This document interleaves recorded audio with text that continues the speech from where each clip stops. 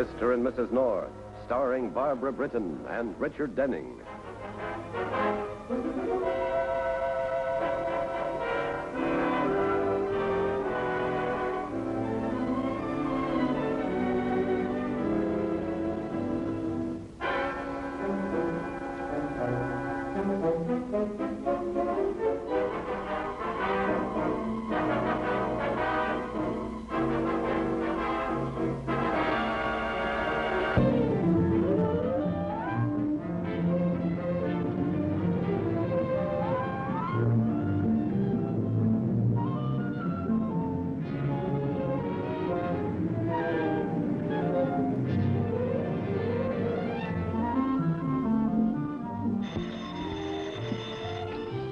Hello? Hello, Jerry North? Speaking. Who is this? Say, do you know a guy, a mouthpiece by the name of Robert? Contract. What's in it? A bullet. See, the way the contract reads, your friend here won't live to say I do. You mean someone's hired a professional to kill me? All right, who is it? If this is on the level, you must know. Look, you paid for all the info you're gonna get. Suppose I raise the ante. We wind up on the slab next to you? Look, you're a big shot mouthpiece. You figure it out.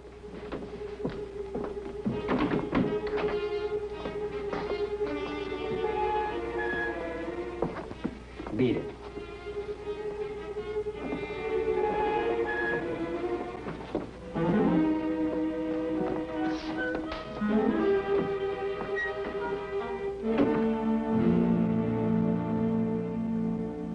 You both know you should have gotten in touch with the police before you went there. But that's my fault, Lieutenant. Jerry wanted to call you, but I was hoping I might recognize the man. My practice occasionally has involved characters of the underworld. Maybe that's your answer, your practice. Do you recall anyone who would have it in for you? Of course, every time I win a case, there's somebody who wishes I'd drop dead. But no one specific? Uh-uh. I see. Well, first of all, you're to tell no one of this death threat. Is that clear? What about Susan, my fiancée? Not even her. Bob, you've got the date of... Oh, sorry. Hello, Jerry. How are you, Estelle? Oh, this is a friend of mine, Bill Weigand. Miss Wilson, Bob's junior partner. How do you do? Mr. Weigand, you've got the wrong date on the Louis Nicolai deposition. It was taken the 27th, not the 28th. Are you certain? Checked the files myself. Who's Louis Nicolai? Oh, he's a truck driver who witnessed a hit-and-run accident. No connection. Bob, darling, you did... Oh, hello, Jerry. Hello, Susan. Hi, Estelle. Honey, I've got the most exciting news. When is any of your news not exciting? But this is, really. Uncle Peter's going to Europe. Which he does at least twice every year. But this was an unexpected trip. He was going to Malibu Beach, and his beach house is all ready, and he says that we can use it for a whole month for our honeymoon. Go to California? Well, they haven't moved Malibu Beach to New York, Pet. Oh, we'll have the most romantic, secluded honeymoon. Except we'll have to be married by day after tomorrow at the latest, so that Uncle Peter Well, can day be after there. tomorrow, Susan, you see, I have a very important case coming up. You and your old ipso factos, this is our wedding. Sue, this isn't just an ordinary case. It's terribly important.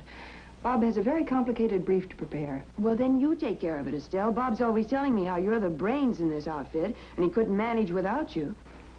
He'd manage. Well, then it's all settled. We'll be married day after tomorrow, and that, my darling, is final. I gotta rush. I got a million things to do. Bye. Oh, that's a great situation, isn't it? Can't even tell my bride-to-be she's going to make herself a widow before her time. Well, Jerry and I'll take a look at some mugshots of professional stool pigeons. Maybe you'll recognize your friend.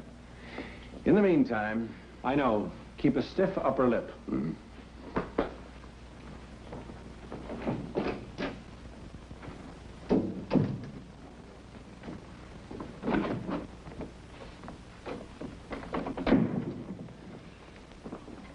Estelle? You haven't forgotten you're meeting Frank Passmore for lunch, have you? Why should I forget? You seem to have so many other things on your mind. Do we need the sarcasm? No. What we do need is your concentration on the most important thing that's come our way. The Hanson-Jonas case. But after all, what's a $40 million lawsuit compared with a honeymoon in Malibu? What's really got you down? The lawsuit or the honeymoon? The lawsuit. I've got a luncheon date. Wait a minute. You know, we always agreed that nothing could affect our work together and that anything else between us was just for laughs. All right, so the laughs are over. You're getting married. Never mind the office or what we've got at stake, just so you can have your honeymoon. I'll see you after lunch.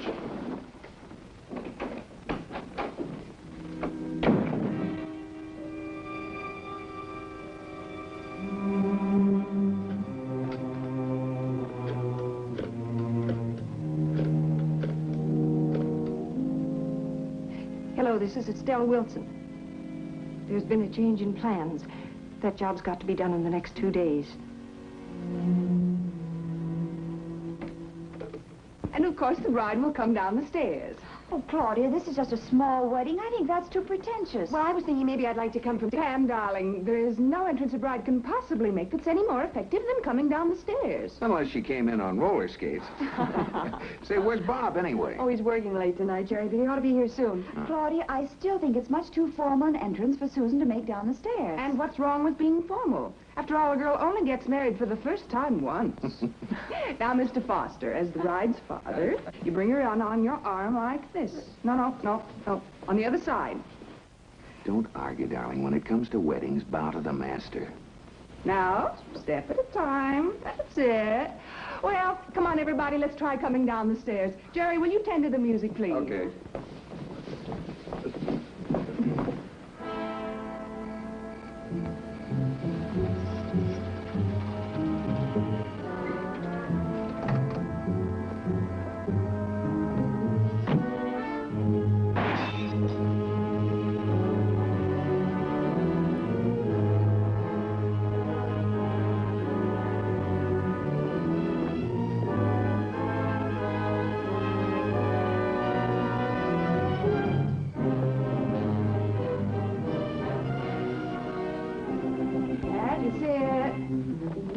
Walking tall. This is a happy day. That's right.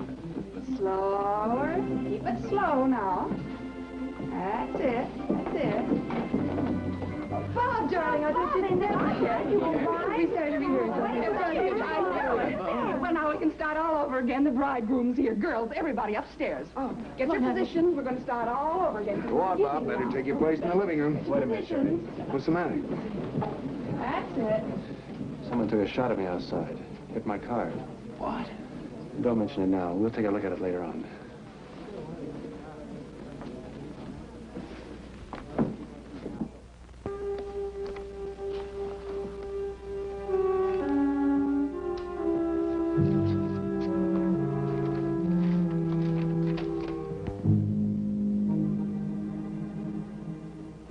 I think we'll need at least 6 cases of champagne and some soft drinks as well. Now about the wedding cake. We'd like it exactly like the one you catered at the wedding of... Jerry North. Oh, no, not Jerry North's wedding. I'll call you back later. But Jerry and Bill, why are you here? Because it was impossible to break through that line. Oh, I might have known it was you. Well, don't act as though it were a matter of life and death. Or perhaps it is. What? Where's Susan? In the living room. Hi, Jerry. No matter how hard we tried to keep the list down, we just couldn't do it. Look at this. Bill, this list might be helpful. Susan, I want you to meet a friend of mine, Lieutenant Weigand. Oh, how do you do? I saw you in Bob's office. Won't you sit down? Thank you. This is my sister, Marion. How do you do? Susan, what the lieutenant has to tell you will be a shock, but I think it's best that you know. Miss Foster, your fiancé received this note in the mail.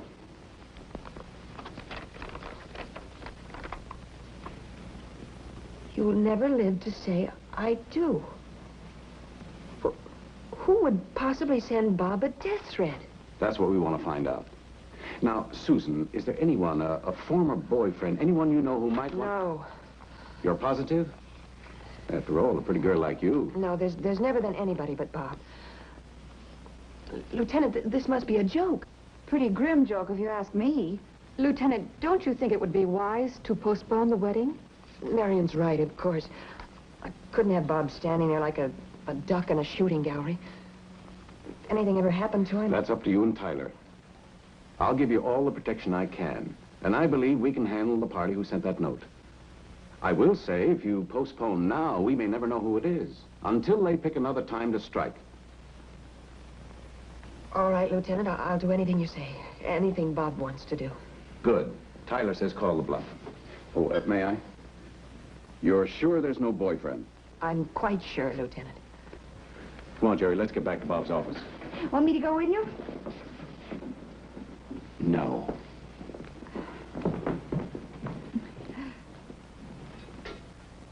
Jerry tells me you've been with Bob Tyler for quite some time. Yes, we graduated law school together. first I doubled in brasses, secretary, junior member. Even a little light cooking in the office. Oh, but it was worth it. Bob's come a long way. Now, the way I heard it, much of the credit goes to you. Oh, no. Nothing could have stopped him. He's brilliant. He has that deep perception that comes along only once in generations of lawyers. People trust him. He's understanding.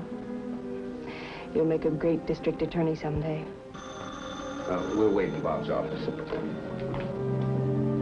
Yes. Yes, this is she. Well, one thing's sure. She'd know who to go to if she wanted to hire a killer. Yeah, and she's in love with Bob Tyler. Oh, she only has to mention his name and she gets a gleam in her eye like a frozen daiquiri. See here, Weigand. I wanted to tell Susan about this trouble myself. When I phoned during court recess, she was frantic. I'm sorry, but I had to question her. I got a report on the typewriter the note was written on. It's a very old model and in bad condition. In a city of millions of old typewriters, that doesn't give you very much. Well, I didn't expect it to be easy. Now, regarding the shot that hit your car last night, it was probably an intentional miss. At least that's the way I read it. A warning, just like the note, not to go through with the wedding. Oh, this is fantastic. Who'd rather kill me than see me married?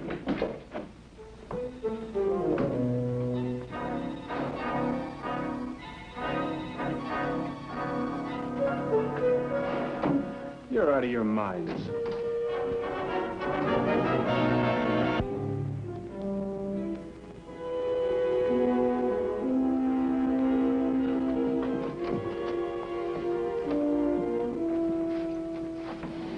Be sure not to disturb anything. Well, if Estelle Wilson did type that note, she'd be too smart to keep the typewriter here at her own apartment. Well, we'll have a look around just the same. I must say, Miss Wilson's the neatest bachelor girl I've ever seen. Did you find anything? Nothing. Well, at least we've established one thing. If she does have a typewriter, she doesn't keep it here. We're surprised. That's what I told you. Come on, Pam. We don't know how long she's going to stay at the office. Oh, Pam, even a toy typewriter wouldn't fit in there. Hey, wait a minute. Look at this. The drawer's practically full of stuff about Bob. Oh, a high school graduation picture. Robert Tyler wins his first case in court. She's kept a record of his whole life. How crazy about a man can you be? She must have some kind of an obsession about And a person with an obsession's liable to do anything. Theo, don't you think Bob should delay the wedding? Don't worry. I'll have men covering every angle at that wedding. I can just see the groom in white tie and bulletproof vest.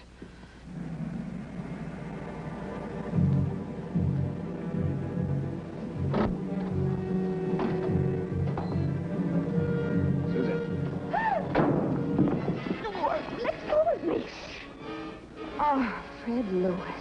What do you mean by sneaking around here in the dark? Sue, I had to see you. Well, now, Fred, we went over that all last week on the phone. Please, I just want to talk to you a few minutes.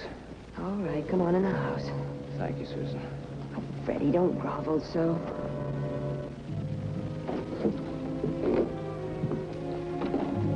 You'll have to be quiet, Freddie. If Father knew that you were here... Susan, I spent enough time here last summer without your father objecting. Oh, I wasn't engaged then. You were to me. Oh, now, look, Freddie, why don't you be a nice boy and run along home? It's getting awfully late. Don't use that tone on me. Oh, Fred, let me go. Are you crazy? You said you'd wait, and you would have if you hadn't met him. The great Mr. Tyler. I wonder how much you've told him about us. He isn't interested in children's stories. Now, if you don't mind, I'm going upstairs to go to sleep. Now, listen, Susan. Fred, you'll wake Father. Besides, it won't do any good. Yeah, I know. I know. I'm sorry. There's nothing to be sorry about. I know what it means to be lonely and unwanted. Susan doesn't mean to hurt people, really. It's just that she's always had things her own way. Regardless of who gets hurt. Fred, you're much too young for her. That isn't true. Bob is older, important. I'll be important. But it's too late now. There's nothing you can do to stop them. Is there, Fred?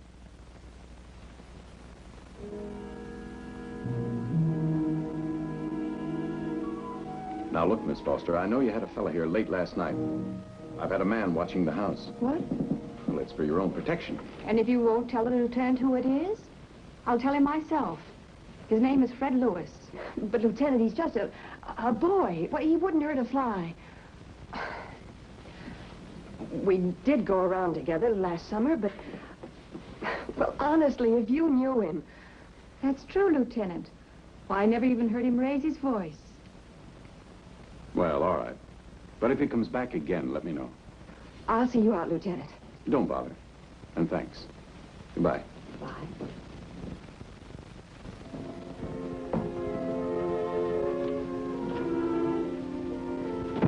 Marion, thanks for covering up. About Freddie, I mean, why, if the lieutenant had heard him... Susan, call off the wedding.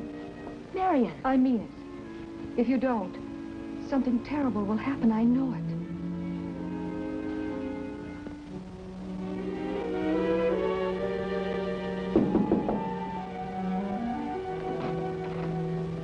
Mrs. Lewis? Yes? I'm Lieutenant Weigand, homicide. May I come in? Certainly. Thank you. What can I do for you, Lieutenant? You have a son named Fred? Why, yes. My Freddie isn't in trouble. Oh, of course not. I didn't mean to alarm you. Oh, that's all right. Won't you sit down, Lieutenant?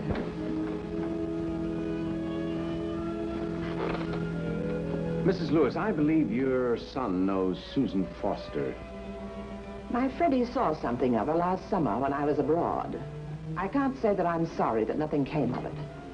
In my opinion, Susan Foster is typical of the spoiled young girls of today. Flighty, irresponsible... All right, Mother. That's enough.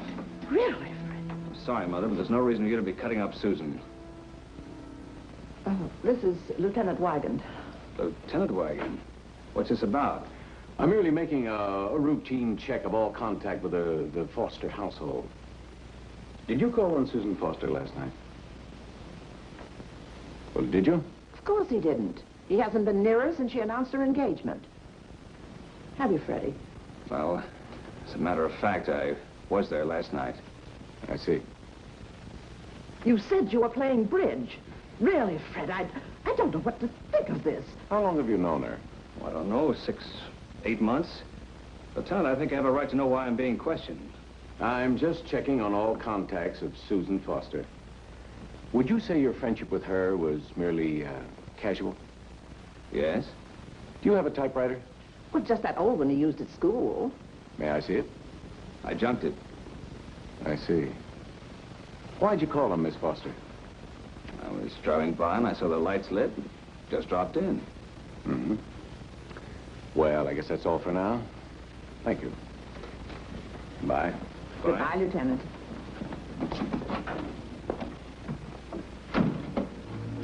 Running after an engaged girl, really, Fred. I'm warning you, Mother, I can't take any more of this. You broke us up, what more do you want? Someday you'll thank me for this. No, I won't. Susan's a wonderful girl, and you know it. Oh, perhaps for an older man like Robert Tyler, but not for a boy like you, Freddie. Don't say that. If it hadn't been for you and your interfering, this never would have That happened. will do. I'll overlook this, Freddie. Someday, when you come to your senses, you'll be sorry for your actions. Perhaps you'll be sorry, Mother.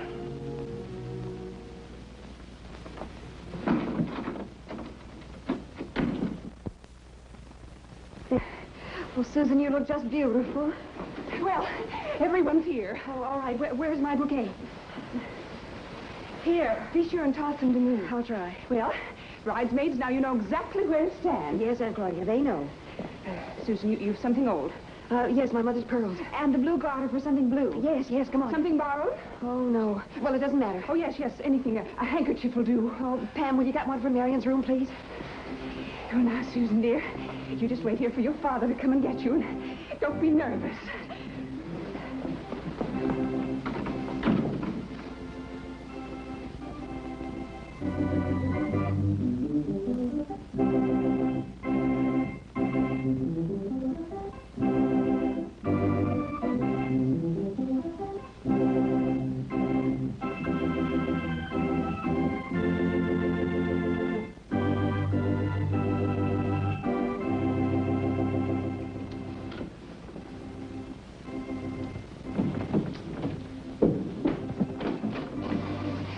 Give me one of your handkerchiefs for Susan. We forgot something borrowed. They're in the top drawer.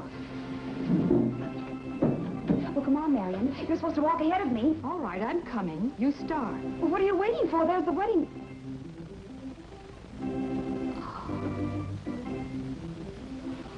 Close the door, Pam, and come back.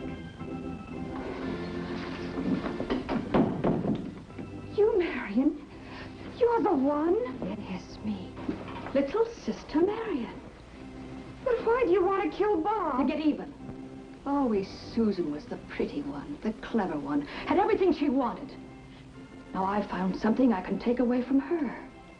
But you'll never get away with it. They'll come looking for us in a minute. We'll be there. One gesture, one look, and I'll kill you too. I can't believe this. Marion, that you'd kill them. I gave them a chance. I hired that man to scare them. But they wouldn't listen.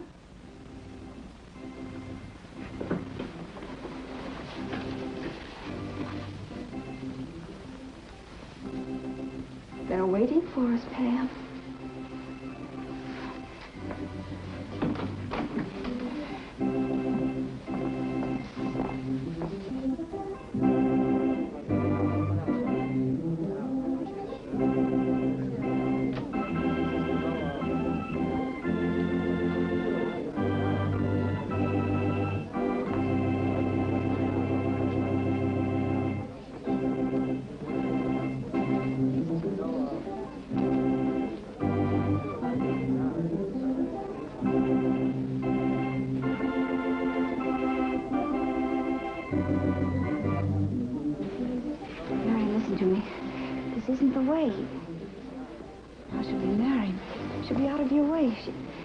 She can never compete with you again. You can have anything you want. Shut up.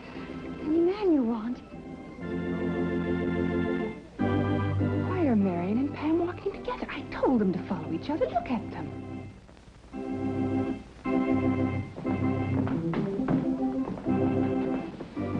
Marion, you'll go to jail. You'll get old and ugly in prison. Stop it. She'll like that. And she'll have everything. Your inheritance and trips to Europe, and you'll be old and ugly in jail in a cell like an animal. No! Jerry! Bill! Are you all right? Of course I'm all right. I'm always like this at weddings. Oh. Take her upstairs. Take her upstairs.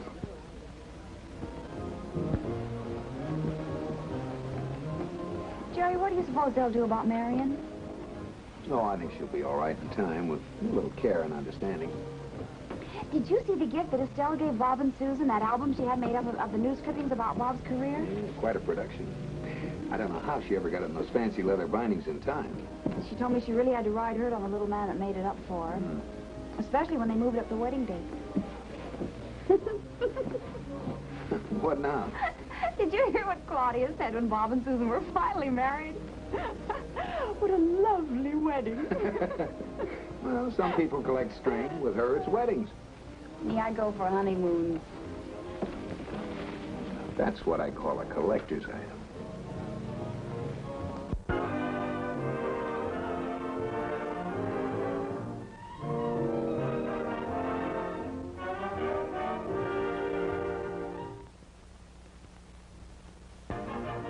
Mr. and Mrs. North is directed by Paul Landers. Produced by John W. Loveton. A John W. Loveton production. Starring Barbara Britton and Richard Denning. Featuring Francis DeSales.